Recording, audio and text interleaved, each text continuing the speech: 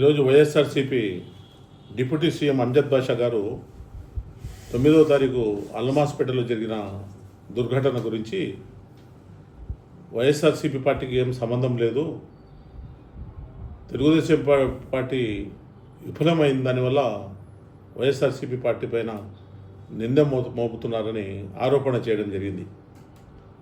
Telugu Desam party స్థాపించబడిన తర్వాత ఉమ్మడి రాష్ట్రంలో మన రాష్ట్రంలో అల్లర్లకు మారుపేరుగా ఉండేది. తెలుగుదేశం పార్టీ ఎన్టీ రామారావు గారు స్థాపించిన తర్వాత మత ఘర్షణలను లేకుండా చేసి అటు హైదరాబాద్ పాత బస్తీలో కానీ, ఇటు విజయవాడ సిటీలో కానీ, ఇటు రాయలసీమలో ఫ్యాక్షనిజాన్ని కానీ రేఖలు లేకుండా చేసింది ఎన్టీ రామారావు గారు, తెలుగుదేశం పార్టీ. దాని తర్వాత చంద్రబాబు నాయుడు గారని మన ఉమ్మడి రాష్ట్ర ప్రజలకంతా తెలుసు, తెలంగాణ ఇటు ఆంధ్రప్రదేశ్. ఈరోజు అంజద్ బాషా చెప్తే అంజద్ బాషా దగ్గర తెలుసుకోవాల్సిన పరిస్థితి రాష్ట్ర ప్రజలకు లేదు. మన 9వ తారీఖు జరిగిన దుర్ఘటన మేము కూడా పోయినాము. 2019లో చంద్రబాబు నాయుడు గారు అల్మాస్పేట సర్కిల్ను మా ప్రభుత్వం వస్తే నేను అభివృద్ధి చేస్తాను, అల్మాస్పేట సర్కిల్ను తీసేసి టిప్పు సుల్తాన్ సర్కిల్ పెడతామన్న మాట వాస్తవం. దురదృష్టవశాత్తు మా ప్రభుత్వం రాలే. వైఎస్ఆర్ ప్రభుత్వం వచ్చి 5 సంవత్సరాలు. 5 సంవత్సరాలు వైఎస్ఆర్ ప్రభుత్వం అయిపోయిన తర్వాత మళ్ళీ 1.5 సంవత్సరం, 2 సంవత్సరాలు, దగ్గర 20 నెలలు మేయర్గా కానీ, స్థానిక కార్పొరేటర్లుగా కానీ వాళ్ళే ఉన్నారు అధికారం. వాళ్ళు అప్పటి నుంచి దగ్గర 7 సంవత్సరాలు ఈ ఉప ముఖ్యమంత్రి 5 సంవత్సరాలు ఉంటూ, మేయరు వాళ్ళే మంచిగా ఉంటూ, మెజారిటీ కార్పొరేటర్లంతా ఉంటూ ఎందుకు అల్మాస్పేటను టిప్పు సుల్తాన్ సర్కిల్గా పెట్టలేకపోయినారు? నిన్న హనుమాన్ జయంతి సందర్భంగా కొంతమంది మిత్రులు, హిందూ మిత్రులు హనుమాన్ జయంతి వేడుకలను చేసుకుంటా ఉంటే ఈ అల్లరి మూకలను ఎవరు రెచ్చగొట్టినారు? ఎందుకు ఈ పరిస్థితి అక్కడ దాపురిచ్చింది? ఎవరు వచ్చినారు? ఎవరైనా తప్పు చేస్తే కలెక్టర్లు ఉన్నారు, ఎస్పీలు ఉన్నారు, ప్రభుత్వాలు ఉన్నాయి. మనకు కావాల్సిన సౌకర్యాలు ఏదైనా కావాలంటే ప్రభుత్వం ద్వారా చేసుకోవాలా? ఎవరైనా తప్పు చేస్తే వాళ్ళ మీద కంప్లైంట్ ప్రభుత్వానికి అక్కడ ఉండే స్థానికులు కానీ, ప్రజలు కానీ ఇవ్వాలా? అది లేకుండా డైరెక్ట్గా అక్కడ వచ్చి పోలీసుల మీద రాళ్ళు రువ్వటము, తెలుగుదేశం పార్టీ డౌన్ డౌన్ అని నినాదాలు చేయటము, ఇవన్నీ ఎవరు చేసినట్టు భావించాలా? ఈరోజు అంజద్ బాషా గారు మా మీద ఆరోపణలు చేస్తూ ఉన్నారు. అధికారం ఫెయిల్యూర్ అయిపోయింది కాబట్టి మా మీద నిందారోపణలు చేస్తున్నారు అనేది ఎంతవరకు సబబు? మేము చెప్తా ఉన్నాము, అధికారము ఫెయిల్యూర్ కాదు, అధికారం సక్సెస్. ఈరోజు మీరు చేసిన పని, మీరు చేసిన కుట్రలు చంద్రబాబు నాయుడు గారు ప్రతి మీటింగ్లో, ప్రతి ఊర్లో, ప్రతి నియోజకవర్గంలో చెప్తా ఉన్నారు. వైఎస్ఆర్సీపీ పార్టీ వాళ్ళు ఎంతకైనా తెగిస్తారు, వాళ్ళు అధికారం కోసము వాళ్ళ సొంత మనుషులైనా చంపేసి తెలుగుదేశం పార్టీ వాళ్ళు చేసినారని ముద్దాయిలుగా పెట్టడానికి ప్రయత్నం చేస్తారు, మత ఘర్షణలు సృష్టిస్తారు, పల్లెల్లో భూముల దగ్గర గలాటాలు సృష్టిస్తారు, వాళ్ళు ఏదో ఒక రకంగా అధికారంలో రావాలని ప్రయత్నం చేస్తారు. మనమంతా తెలుగుదేశం పార్టీ కార్యకర్తలము జాగ్రత్తగా ఉండాలని తెలుగుదేశం పార్టీ జాతీయ అధ్యక్షులు చంద్రబాబు నాయుడు గారు కానీ, మన వర్కింగ్ ప్రెసిడెంట్ లోకేష్ బాబు గారికి చెప్పడం జరుగుతూ ఉంది. అది ఈరోజు నిజమవుతూ ఉంది. మీరు 5 సంవత్సరాలు ప్రభుత్వం పెట్టుకొని, మీరు ప్రభుత్వం పోయిన తర్వాత కూడా 20 నెలలు, 18 నెలల దాకా మీరు మేయర్గా ఉండి మీరు ఎందుకు చేయలేకపోయినారు? మేము చెప్పినాము, తెలుగుదేశం పార్టీ సీఎం గారు చెప్పినారంట. అరే 19లో చెప్పినాం, మేము సీఎం గారు చెప్పినారు, అక్కడే చెప్పినారు అల్మాస్పేట సర్కిల్లోనే. తర్వాత ప్రభుత్వం వచ్చిందా? సీఎం గారు చేసేదానికి, చంద్రబాబు నాయుడు గారు చేసేదానికి అవకాశం ఉందా? తెలుగుదేశం పార్టీ చేసేదానికి మీరు కదా వచ్చింది అధికారంలోకి, మీరు ఎందుకు చేసుకోలేకపోయినారు? లాస్ట్ మీరు మేయర్గా దిగిపోయేటప్పుడు ఏమని పెడతారు ఆ సబ్జెక్టు?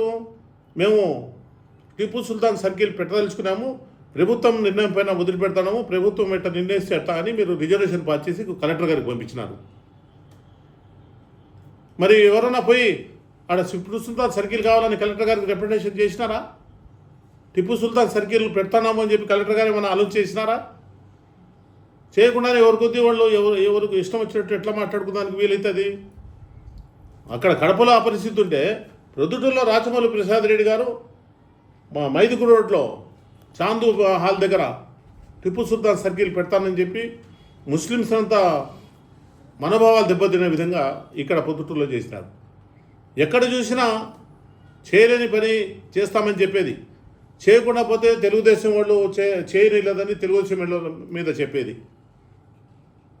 మీ ప్రభుత్వాలు ఉన్నప్పుడు మీరు ఎందుకు చేయలేకపోయినారని చెప్పి నేను సూటిగా ప్రశ్నిస్తూ ఉన్నాను. ఈరోజు నువ్వు డిప్యూటీ సీఎంగా పనిచేసినావు.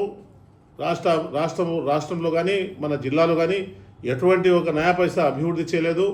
మీరందరూ ఫ్యాక్షనిజంతో, మత కలహాలతో, సొంత మనుషుల్ని చంపుకొని ఇతరుల మీద కేసులు పెట్టాలనే ఆలోచనతో ఎట్టి పరిస్థితుల్లో అధికారంలోకి రావాలనే దురుద్దేశం తప్ప రాష్ట్ర ప్రగతి గురించి కానీ రాష్ట్ర ప్రజల సంక్షేమం గురించి కానీ ఆలోచన చేసే పరిస్థితుల్లో మీరు లేరు. తెలుగుదేశం పార్టీ అన్ని విధాల రాష్ట్రాన్ని అభివృద్ధి బాటలో నడిపిస్తూ ఉంది. ఆ పక్క ఇండస్ట్రియల్ డెవలప్మెంట్ అవుతున్నాయి, సాఫ్ట్వేర్ కంపెనీలు అన్నీ వస్తూ ఉన్నాయి, విదేశాల నుంచి పెట్టుబడిదారులు వస్తున్నారు. మీ హయాంలో లోకల్గా ఉండే పెట్టుబడిదారులు కూడా ఫ్యాక్టరీలు మానేసి మూసుకొని వెళ్ళిపోయినారు. తెలియదా మీకు?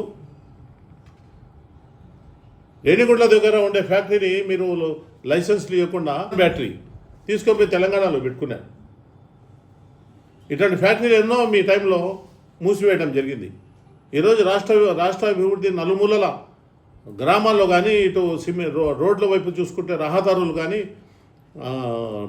పోలవరం నిర్మాణం కానీ అన్ని రకాల అభివృద్ధి చెందుతూ యువతకు ఉద్యోగ అవకాశాలు కల్పించడానికి ముందుకు పోతూ ఉంటే మీరు యువతను నాశనం చేసేదానికి గంజాయి బ్యాచ్ను తయారు చేసుకొని, డ్రగ్స్ బ్యాచ్ని తయారు చేసుకొని కొంతమందిని వాళ్ళ యువకులను మభ్యపెట్టి వాళ్ళను మీ వైపుకు దింపుకొని వాళ్ళను పావులుగా వాడుకొని మళ్ళీ తెలుగుదేశం పైన అభాండాలేసి నిందలేసి అధికారంలోకి రావాలని చెప్పి ప్రయత్నం చేస్తూ ఉన్నారు. ప్రజలు గమనిస్తూ ఉన్నారు. ప్రజలు అంత మీరు అనుకున్నట్టుగా వాళ్ళేమో అమాయకులు కాదు. ఒకసారి మీకు 11 సీట్లకే పరిమితం చేసినారు. ఈసారి మళ్ళా ఎన్నికల్లో 11 కాదు కదా, ఒక్క సీటు కూడా వస్తుందో లేదో మీకు రాదని చెప్పి మేము తెలియజేస్తాము. కాబట్టి వాస్తవాలు ప్రజలు గమనించాలని చెప్పి ఈ సందర్భంగా నేను తెలియజేస్తూ, అందరూ ముక్త కంఠంగా అన్ని కులాలు మతాలు ఈ జరిగిన సంఘటనను ఖండిస్తూ ఉన్నారు. మేము కూడా ఎవరైతే నిజంగా ఈ దారుణానికి ఒడిగట్టినారో ఈ ఘటనను ఇంత పెద్దగా చేసి మత కలహాలను రేపాలని చూసినారో వాస్తవాలను బయటికి తీసి ప్రభుత్వ అధికారులు వాళ్ళపైన తగు చర్యలు తీసుకోవాలని చెప్పి చంద్రబాబు నాయుడు గారు అయితేనేమి, మా ఇన్ఛార్జ్ మినిస్టర్ సబితమ్మ గారు అయితేనేమి, కలెక్టర్ గారు అయితేనేమి, ఎస్పీ గారు అయితేనేమి అదే ప్రయత్నంలో ఉన్నారు. రాష్ట్రాన్ని మీరు అనుకున్నట్టుగా అల్లోకల్లం కానీయేమో, ప్రభుత్వము దృఢ నిర్ణయంతో పనిచేస్తూ ఉంది.